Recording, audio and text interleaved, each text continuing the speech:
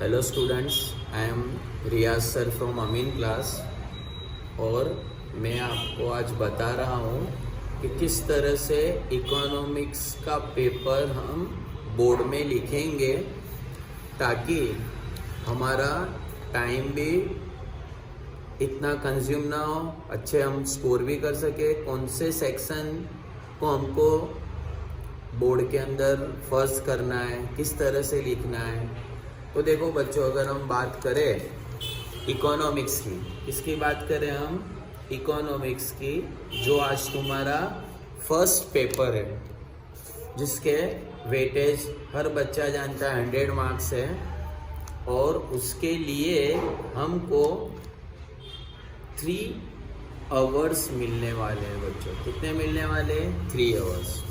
तो अगर हम बात करें किसकी? इकोनॉमिक्स की, तो हम स्टार्ट करेंगे सेक्शन ई से बच्चों। किससे स्टार्ट करेंगे हम बोर्ड में लिखना? सेक्शन ई, जिसमें हमको एनी 5 क्वेश्चन अटेंड करने हैं आउट ऑफ 7 क्वेश्चन। कितने अटेंड करने हैं? 5।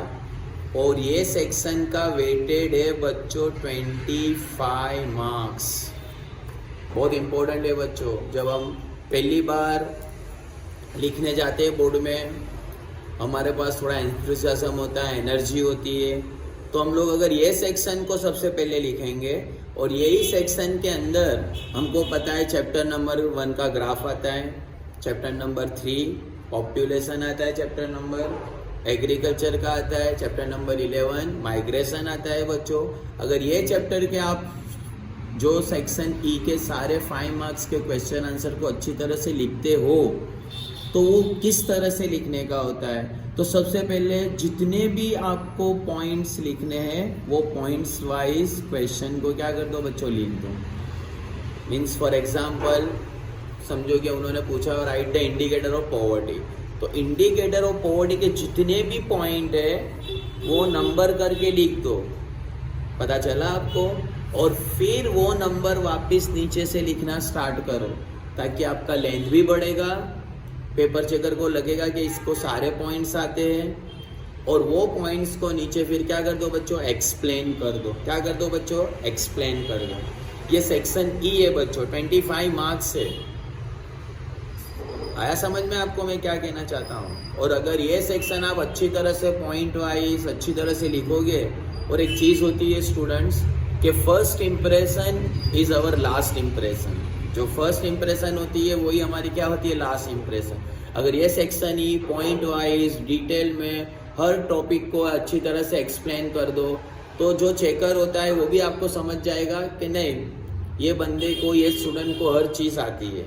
फिर मेरा आपको एक दूसरा सेक्शन जो लिखना है वो मैं आपको एडवाइस देता हूँ, वो अगर आप हो सके तो सेक्शन सी लिखो बच्चों। कौन सा सेक्शन लिखो? Section C. उसमें से हमको 12 आउट ऑफ 16 लिखना है। कितना लिखना है बच्चों? 12 क्वेश्चन लिखना है आउट ऑफ 16। और ये सेक्शन का वेटेज भी बच्चों 24 मार्क्स है। कितना है बच्चों? 24 मार्क्स।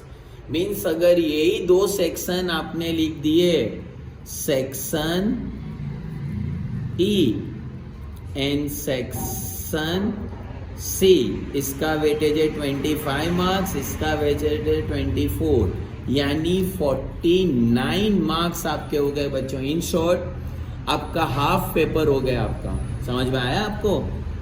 और इसके लिए आपको टाइम लेना है 1.5 आवर्स। कितना लेना है बच्चों? हाफ आवर्स, जो आराम से आपके पास हो जाएगा। अगर आप 1.5 घंटे में इतना लिख देते हो आराम से, वो भी 50 मार्क्स हो जाएंगे। तो बचेंगे आपके पास only section D, A and B. और फिर मेरी सलाह है बच्चों, अगर आपको एमसीक्यू अच्छे आते हैं तो सेक्शन ए ले लो, एमसीक्यू, जो कितने मार्क के है बच्चों? 20 मार्क्स के है। कितने मार्क के है? 20। यानी अगर ये तीनों का टोटल करो आप, तो आपके 69 मार्क्स हो जाएंगे विद इन 1.5 आवर्स।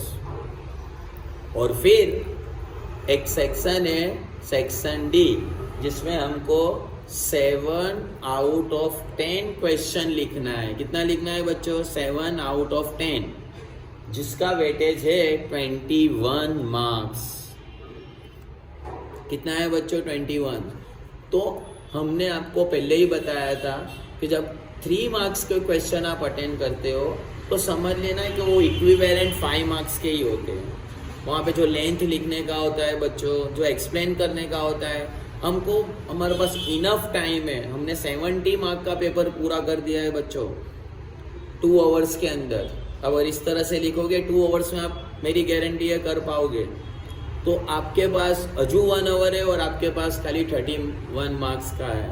तो 21 मार्क्स जो है ये भी क्रूशियल सेक्शन है, इसको भी डीप में लिखो।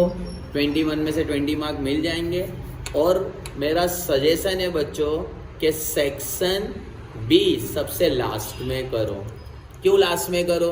बिकॉज जो 1 मार्क क्वेश्चन होते हैं वो हमको इतने अच्छे, क्या है बच्चों, हम कॉन्सेंट्रेट करते हैं एमसीक्यू के ऊपर 5 मार्क्स में, 3 मार्क्स के अंदर। तो हमको ऐसा लगता है कि 1 मार्क में अब क्या करने का, बच्चे वहाँ पे मिस्टेक करते। तो जो 1 मार्क के क्वेश्चन है वो अच्छी तरह से वो रिफ़र नहीं करके जाते एग्ज़ाम के अंदर। और चाहे थियरी सब्जेक्ट हो कि प्रैक्टिकल सब्जेक्ट हो, बोर्ड के अंदर हमारी जो टेक्स्ट बुक है वहाँ से ही सेक्शन बी के क्वेश्चन ज़्यादा आते हैं। और सेक्शन बी के अंदर बहुत सारे क्वेश्चन होते हैं, तो बच्चे थोड़े क्या हो जाते हैं, लेज़ी हो जाते हैं। उनको बर्डन लगता है कि ये इतने सारे क्वेश्चन कब पढ़ूंगा, तो वो इतने सब याद करते नहीं है। तो सेक्शन बी जो लास्ट है बच्चों 10 मार्क्स का, वो आप आराम से भी लिखोगे तो आपका ये क्वेश्चन पेपर 100 मार्क का जो इकोनॉमिक्स का है, वो मेरी गारंटी है कि आप 100 में से 80 मार्क्स लाओगे अच्छी तरह से, पॉइंट वाइज। याद रखो, सबसे पहले आपको स्टार्ट करना है सेक्शन ई, फिर आपको लिखना है सेक्शन सी, फिर एमसीक्यू का क्वेश्चन अटेंड करना है। 70 मार्क्स हो गए आपके। अगर मैं तो बोलता हूँ कि आप इसके अंदर 2 घंटे भी लोगे तो भी आपका इनफ टाइम बचता है। It is a time management by Ameen classes, Riyaz sir. तो इस तरह से आप जाओगे, आपको कभी भी पेपर लेंदी नहीं लगेगा। और जो भी सेक्शन है लेंदी सेक्शन, सेक्शन ई उसको पहले करो। सेक्शन सी बच्चों 2 मार्क्स का होता है, बहुत सारा इसमें लिखने का नहीं होता है, पॉइंट वाइज एक्सप्लेनेशन करने का होता है, तो वो आप एक्सप्लेनेशन कर दो। और फिर सेक्शन ए एमसीक्यू के लिए जाओ। अच्छी तरह से एमसीक्यू मैंने आपको बताया कि एमसीक्यू कोई लर्न करने का नहीं है बच्चों। हमको एग्ज़ाम के टाइम से पहले उसको सुबह में, दोपहर को, जब भी आप रिवीजन करने बैठो, एक एक बार उसको अच्छी तरह से पढ़ जाना है। जबकि एमसीक्यू अगर वही बोर्ड में आएगा तो हमारा माइंड उसको क्लिक करेगा कि मैंने उसको पढ़ा हुआ है, यही आंसर है। हमको गोखन पट्टी नहीं करनी है, हमको अच्छी तरह से एमसीक्यू 5-10 बार पढ़ जाने हैं खाली, तो आपके 20 आउट ऑफ 20 आ जाएंगे। पता चला? Okay, best of luck for your examination. और अकाउंट्स है, स्टैटिस्टिक्स है, OCM में है, किस तरह से पेपर लिखना है उसका भी मैं वीडियो करूँगा। हमारे चैनल को सब्सक्राइब करो और इसकी लिंक मैं आपको भेज देता हूँ। Okay, best of luck.